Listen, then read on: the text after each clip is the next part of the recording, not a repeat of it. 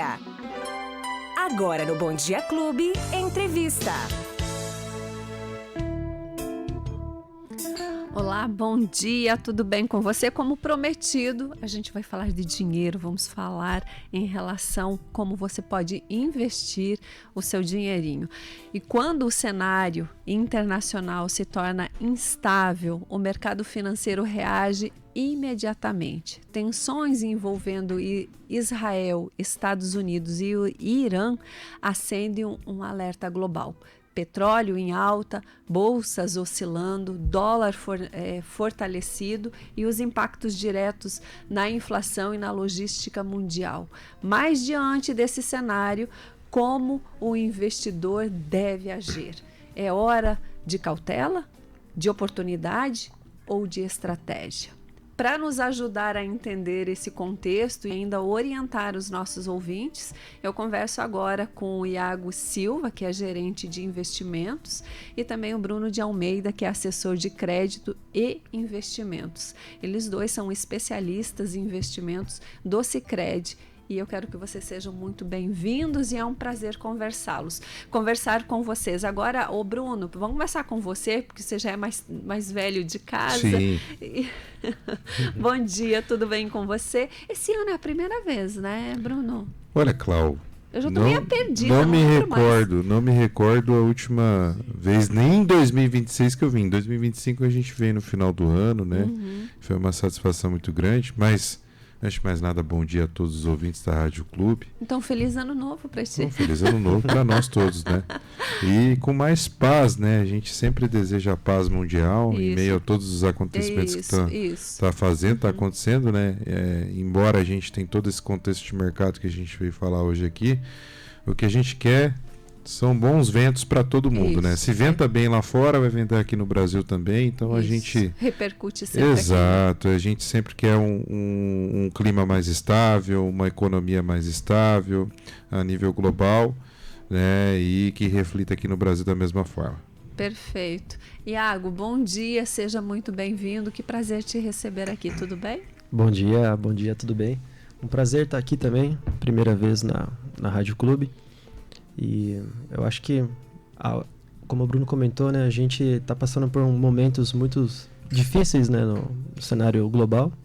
Então, o nosso trabalho principalmente é tranquilizar o investidor, trazer estratégias também de investimentos que o investidor ele pode estar tranquilo em todos os cenários, né? Claro que tranquilo é difícil ficar nesses momentos, mas o Sicredi pode ajudar bastante.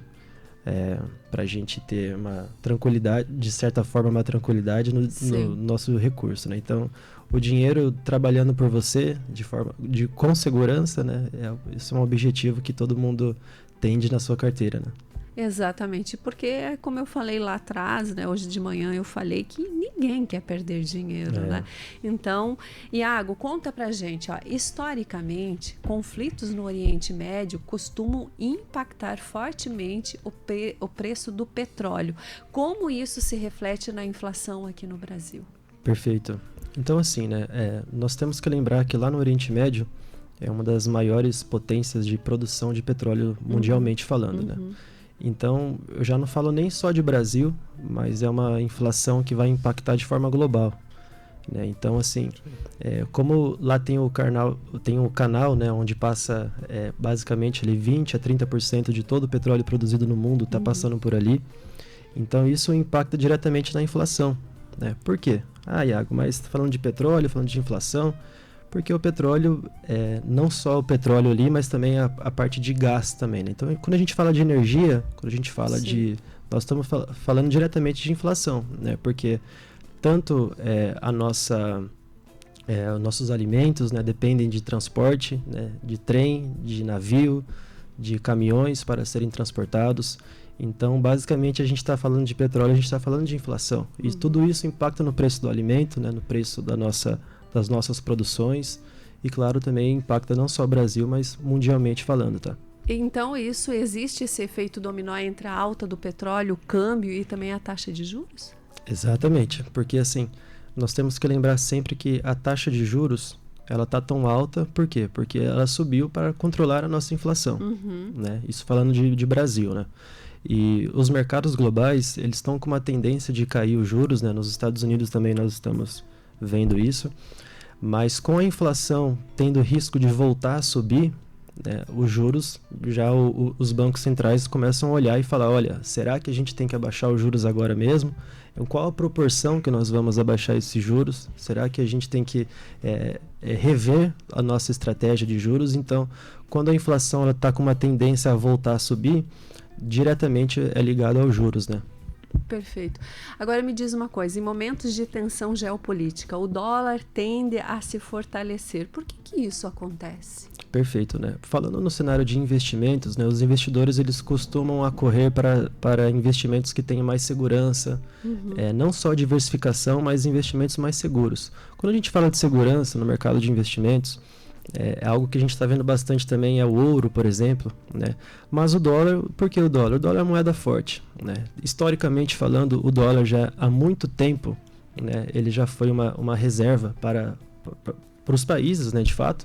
Então, hoje a gente está vendo também uma mudança de não só ter dólar como moeda de segurança.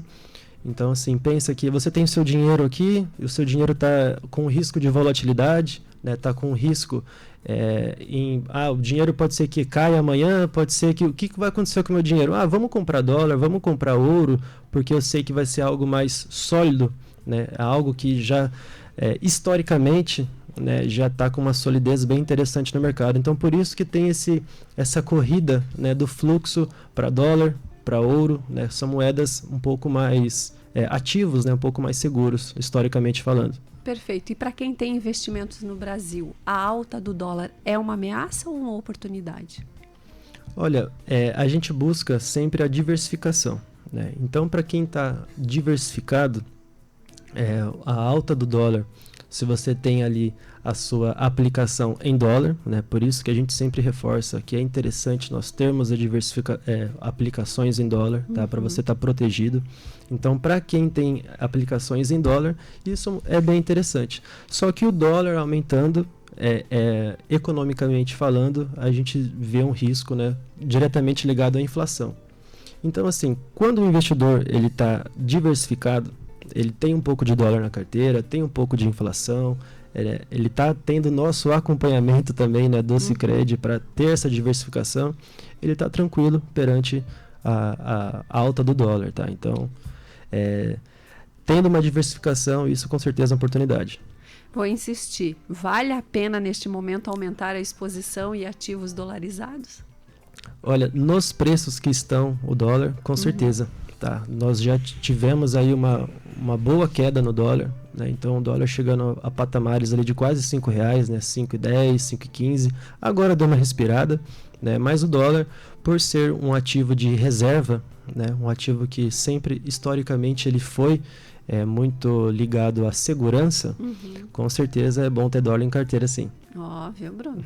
Tem os dolinhas guardados? Sempre. Sempre, né? Me diz uma coisa, Bruno. A volatilidade nas bolsas é motivo para preocupação ou pode representar uma oportunidade estratégica agora?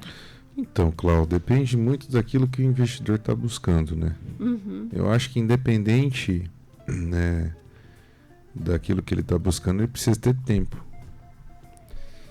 O tempo é o principal aliado de uma diversificação de carteira, um dos principais aliados de uma diversificação de carteira bem feita, né? E aí, claro, a gente tem os nossos ativos aqui no Sicredi, as nossas modalidades de fundos de investimento, seja no dólar, como o Iago muito bem comentou. A gente tem fundo de ouro, fundo de bolsa americana. A gente tem um portfólio para atender esse perfil moderado, né? Então, assim, se o investidor tem o tempo a seu favor e ele vê uma oscilação forte acontecer, ele está tranquilo. E se ele tem uma diversificação na carteira dele, ele tem uma parte investida em dólar que pode compensar uma queda da bolsa. Existe algo chamado no mercado de correlação contrária, que a gente fala. Não é uma regra, mas é uma tendência a acontecer o quê, né? A bolsa se desvalorizar num cenário de aversão a risco, como a gente vem acompanhando. Hoje está subindo, tá? Mas ontem foi um dia que reflete muito isso que eu estou falando agora, de bolsa caindo e dólar subindo, né? E aí, se o investidor tem uma diversificação de carteira, tem uma parte investida no dólar, num fundo cambial, aqui no Sicredi, e tem uma parte no nosso Sicredi Bovespa, ele tem uma diversificação, ele tem algo que tem ali um contrapeso. E aí ele pode olhar com mais tranquilidade, mais serenidade para a carteira dele e falar, olha, dos meus investimentos totais aqui, eu tenho 5% em Bolsa Brasileira, em Bovespa, num fundo Sicredi aqui, Sicredi Bovespa. Eu estou tranquilo, se cair para 3%, né, eu posso aqui otimizar e repor esse investimento para voltar para 5%, aproveitando essa queda. Né? Se tem um dos principais fundamentos de mercado que a gente costuma falar para os investidores é investir na baixa, não na alta. E a gente viu o Ibovespa esse ano subir praticamente 18%. Embora exista um ceticismo local pelo investidor brasileiro local, pessoa física, pessoa jurídica, esse movimento é muito mais de fora do que o local. Né? A Bolsa subiu 18% esse ano no acumulado. Ontem, com a queda, deve ter caído um pouquinho, mas é uma valorização em 2 meses muito alta. E mais de 30% no ano de 2025. Né? E aí entra esse aspecto, tá? O investidor está tranquilo com relação ao prazo, qual que é a estratégia que ele tem, quantos por cento dos investimentos totais que ele tem. E aí, em momentos como ontem, vamos pegar o dia de ontem, né? Que foi um dia de volatilidade extrema para o mercado global, né? Que a Bolsa caiu bem ontem, né? Ele está tranquilo, ele pode aproveitar como uma janela de oportunidade. Agora, para aquele investidor que entra com viés especulativo, de curto prazo, entra com dinheiro que não é para colocar em bolsa, às vezes tem um objetivo certo para aquele recurso e ele quer colocar esperando uma valorização. Poxa, subiu 18% esse ano, eu vou colocar aqui o dinheiro que eu estou objetivando trocar de carro daqui 90 dias. É perigoso. Né? Então o tempo sempre é um aliado, tá? Perfeito. Olha só, para quem está ligando o seu radinho agora, nós estamos batendo um papo com o Bruno de Almeida e também com o nosso querido Iago, que agora eu esqueci o sobrenome, Iago Silva, que não é parente do presidente, né? Ele disse para nós aqui antes. Eles estão aqui conversando com a gente, falando sobre investimentos, né? A gente está falando sobre investimentos para cuidar bem do seu dinheiro. Ô Bruno, fala uma coisa para a gente. Então, como que a gente pode diferenciar uma oscilação pontual de uma mudança estrutural no mercado? Para quem é mais leigo, está aí na nossa audiência. Olha, a gente tem uns choques de mercado, né? E aí a gente está passando por um período que a qualquer momento a gente pode ter choque, né? Em meio aí a uma escalada de tensão no evento geopolítico, né? Estados Unidos e Irã. Estados Unidos e Israel versus Irã. Então isso pode trazer uma tensão ainda maior e isso pode mexer com bolsa que hoje começou subindo e pode virar para o negativo. Agora, o que é interessante a gente olhar? Isso que o Iago trouxe no começo, que é um movimento mais estrutural. Né? Num cenário de tensão geopolítica como a gente está tendo agora, a gente já viu o petróleo aí subir de $70 para mais de $80 o preço do barril. Né? Uma cotação oficial global que a gente olha aí para o mercado. Tá. Se sustentar ou até mesmo aumentar, vai, em algum momento, ter repasse de alta de preços, de expectativas de inflação mais alta. Né? E aí entra nessa questão que o Iago trouxe, né, muito oportunamente. O que eu tenho que olhar para esse cenário? Que daqui a pouco isso pode bater na economia real e ficar mais difícil de baixar juros. Então a gente começou o ano de 2026 olhando para uma expectativa, vou olhar para o Brasil, tá? Olhando para uma expectativa de Selic a 12,5%. Já estamos Isso aí é um consenso de mercado, tá? O time de economia de Sicredi até então projeta. Na medida que essa escalada de tensão pode estar subindo, a gente não está vendo até agora um destensionamento disso, não está vendo um cenário mais ameno, muito pelo contrário, né? Está vendo escalar cada vez mais aí a possibilidade real da guerra, né? O preço de barril de petróleo, por exemplo, já vem subindo, já vem aumentando aí a valorização. E por que o petróleo? Porque é a principal commodity global, né, quando a gente fala de puxar alta de preço. É por onde começa, é o combustível, literalmente. Né? E aí, o movimento estrutural é qual? Poxa, a gente pode ver a Selic tendo uma revisão de expectativa e não indo, né, para um cenário de 12,5%. Daqui a pouco o Banco Central, em reunião do Copom, ele pode chegar e falar, mediante as expectativas globais aí, né, com a escalada de tensão, o cenário externo, internacional, pode bater nas expectativas de inflação, né, e a gente pode não ter mais uma Selic indo para 12,5%, pode ir para 13%. Né? É um cenário que pode ser contratado, ou seja, a gente pode ver a taxa de juros aí não caindo dentro de uma expectativa que a gente tinha, por exemplo, em janeiro. E o Brasil não vai ser único nisso, muito pelo contrário, esse movimento pode vir de fora. Os juros dos Estados Unidos não pode continuar caindo, porque lá já começou a cair, né? E aí a gente pode ter um freio de mão puxado lá e vai puxar o mundo inteiro. Pô, se os Estados Unidos segurou a taxa de juros, não vai continuar caindo, por que a gente vai cair? Que aí entra a questão, a gente precisa manter o nosso diferencial de juros para manter a nossa moeda estável. Se a gente baixar muito a taxa de juros aqui, a gente tira a atratividade da nossa taxa de juros e querendo ou não, uma forma de segurar a entrada de dólar. Aí a gente pode ter uma desvalorização cambial, pode ver o dólar subindo uma escalada maior. A gente pode ir num movimento na contramão do mercado, não, o Banco Central vai continuar baixando os juros aqui porque estava alto. Pô, o Banco dos Estados Unidos puxou o freio de mão. Não vai baixar, o Banco Central dos Estados Unidos não vai baixar os juros. A gente pode ter aí um contrapeso que faz com que o dólar possa se valorizar frente à nossa moeda. Perfeito. Você falou de commodities e falou de petróleo. E do agronegócio? É possível que um impacto lá no Estreito de Hormuz pode afetar fertilizantes e grãos? Isso pode refletir, então, diretamente também no agronegócio brasileiro? Eu diria que é um dos setores que pode ter uma influência bem relevante, muito por conta daquilo que você acabou de comentar, né, que envolve os insumos agrícolas. E esses investidores ligados, então, ao agronegócio, o que eles devem fazer agora? Tem uma estratégia específica nesse momento? Eu que atuo em algumas regiões mais agros, né, o que a gente tem falado bastante para os produtores rurais fazerem, né? Garantir pelo menos ali o insumo da sua produção agrícola, da próxima safra, né, da próximo plantio, né, através de contratos que eles podem estar fazendo, tá? E aí é um movimento mais, digamos, de proteção, como o Iago comentou aqui. A gente tem ativos de proteção no mercado para fazer uma diversificação como o ouro, dólar.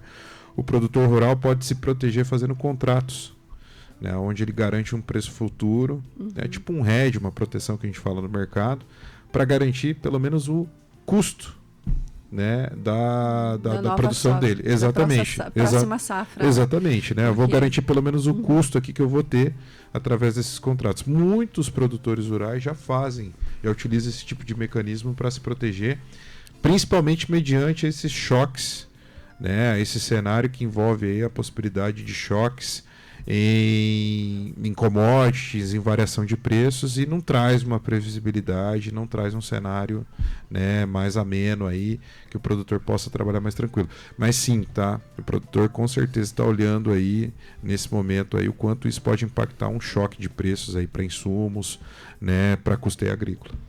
Ou seja, lá no resultado final, né, a gente vê um cenário bem preocupante, então, para os próximos meses, aí, principalmente para o consumidor que está lá na ponta, né? Sem dúvida. Quem sempre paga o preço, não tem como não ser assim, né? Não tem. Exato, é uma cadeia, né? Porque o produtor vai ter esse repasse, né? E ele vai precisar repassar essa alta de custos, né? E aí isso vai chegar no consumidor final, né? Da mesma forma que o petróleo, né? Sim. Com a alta de preço vai chegar na bomba de gasolina. Sim. Né? E aí a gente sabe o quanto isso reflete na inflação. Agora me diz uma coisa, Iago, em cenários como esse que nós acabamos de descrever aqui, o que muda para o investidor conservador e para o investidor mais arrojado? Perfeito. Eu acho que assim, a gente tem que sempre pensar na diversificação tanto para o investidor curto prazo, tá? O investidor que ele é mais conservador mesmo, o cara que quer ganhar apenas ali a Selic, né? Quer ganhar o famoso CDI, né? Que o brasileiro gosta bastante, está acima do CDI, mas também ter uma diversificação, e também tanto para o longo prazo, né? Então assim, a diversificação hoje, ela é mais importante no quesito investimentos, tá? É a palavra-chave, então? É a palavra-chave, tá? Diversificação e foco no longo prazo. Então, assim, por mais que os investidores, eu sou conservador, sou moderado, também tem esse termo, moderado, né? Eu sou um pouco mais arrojado, mas você tendo uma carteira bem diversificada, tá? Pensando no longo prazo, né? Pensando em não fazer, que a gente costuma brincar sempre, não fazer loucura, né? está sempre ali no feijão com arroz também, né? São investimentos mais conhecidos, investimentos com segurança, tá? Investimentos que não são nada diferentes, né? Nenhuma bola de cristal, assim, nenhuma... Né? Eu costumo falar sempre que a gente não pode inventar a roda nos investimentos, né? Tá ali, é tranquilo de trabalhar.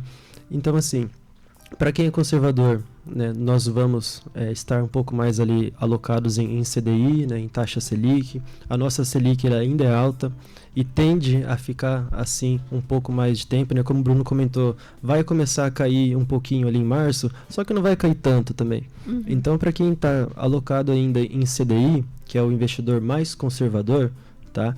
Ele vai estar ganhando um bom recurso ainda, né? Uma boa rentabilidade, tá, né? Alocado nesse daí. O cara que é um pouco mais arrojado, tem ações, tem renda variável, tem um pouco mais de mais diversificação ainda que o cara conservador, ele também tem um pouco de CDI, gera agora também para ele, se ele tiver um caixa, se ele tiver uma boa estratégia também, que isso é muito bem importante, se ele tiver um caixa, ele pode agora entrar também comprando, que a gente fala, né? Então, como o Bruno comentou também novamente, nesses cenários de queda, cenários conturbados, que a gente faz compras, né? Então, com o dólar baixo, né, que agora está voltando a subir, em cenários assim de turbulência, que o investidor arrojado deve agora ter um caixa, né, para entrar comprando e para isso gerar ainda mais rentabilidade para ele. O investidor mais experiente, que tem o tempo a seu favor, né, que tem uma boa diversificação e conta com uma boa consultoria, com um bom apoio para acompanhar a sua carteira, ele age com mais tranquilidade, mais racionalidade em cenários de turbulência, tá, Cláudia? Perfeito. Para quem está ligando o seu radinho agora, quem está nos ouvindo, né, estava aí fazendo alguma coisa, tá falando investimento, foi lá, aumentou o volume do seu rádio. Quem está conversando com a gente, o Iago e o Bruno, os dois são colaboradores do Sicredi, estão com a gente aqui hoje para falar de investimento, de estratégia e perfil de investidor. Eu queria agora que vocês me respondessem o seguinte: a gente vê, para quem tem aí as suas redes sociais, tem esse povo que fala de investimento, porque hoje todo mundo meio que tem acesso a isso, né? Ficou bem acessível para todo mundo. Se falou muito de ouro e de prata. Nossa, né? Tava uma coisa assim enlouquecedora. A gente via, inclusive, lá nos Estados Unidos, o pessoal lá nos supermercados tinha lá um negócio de comprando ouro, o povo todo mundo comprando ouro, o ouro deu aquela disparada. Eu quero saber de vocês, o ouro ainda é considerado um porto seguro e relevante? Eu considero que sim, tá? Embora em alguns momentos, né, Iago? A gente já conversou e ainda continua conversando sobre tese de investir em ouro, tá? Que se a gente for olhar pro tanto que o ouro subiu, a prata muito mais, tá? Subiu o dobro praticamente, mas pro tanto que o ouro subiu nos últimos 12 meses, algo no patamar de 90% de valorização, né? A gente entende que houve uma certa euforia, existe uma certa irracionalidade. Modinha. Né, entrou nesse aspecto também. O famoso hype.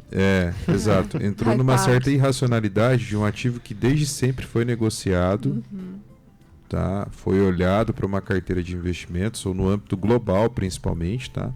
Como uma reserva de valor, um ativo para você fazer proteção, né? Então, o que eu sempre falo, tá, para os investidores que buscam essa alternativa com a gente, que a gente inclusive tem um ótimo produto de fundo ouro para investir, né?